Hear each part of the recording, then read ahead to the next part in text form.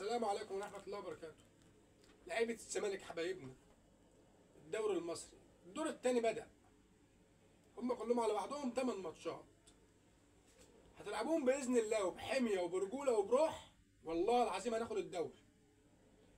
القصة بدأت امبارح يوم الثلاث، مباراتنا مع النادي الأهلي، وخدنا 3 نقط من المباراة. يبقى كده خدنا 20% من 100% اللي احنا محتاجينهم في الدور الثاني ال8 ماتشات.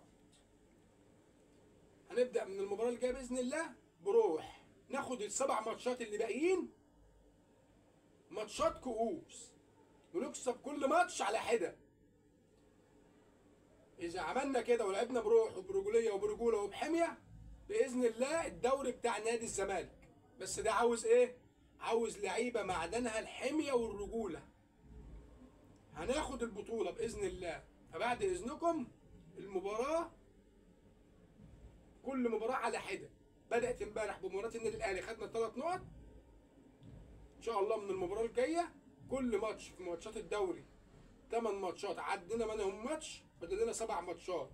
من الماتش الجاي بإذن الله ناخد كل ماتش على حدة مباريات كؤوس، نكسب كل ماتش وما نبصش لحد، ما نبصش ولا جنبنا ولا ورانا. بصوا قدامنا بس، ولا تحت رجلينا ولا ورانا، قدامنا، عينينا بس قدامنا.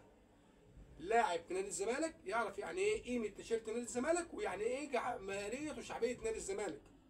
وفي ميزه هنا عند لعيبه الزمالك ان هم وراهم حاجتين 2 داعمينهم جامد جدا، اللي هم تيشيرت نادي الزمالك اللي هم لابسينه بيلعبوا باسم نادي الزمالك. دي حاجه مش موجوده في اي حته، فرق تانيه مش مفتقداها. وجمهور نادي الزمالك اللي خلفهم بالملايين في مصر وخارج مصر وفي كل حته. فناخد ال7 ماتشات المتبقيين بحمية وبرجولة بإذن الله، ناخد البطولة والدوري بتاع الزمالك بإذن الله. يوم ما مفيش خالص هو المركز الثاني عشان دوري أبطال أفريقيا، وده أقل يعني أقل حاجة لنادي الزمالك. بس بإذن الله لو في حمية ورجولة وبطولة هناخد البطولة بإذن الله.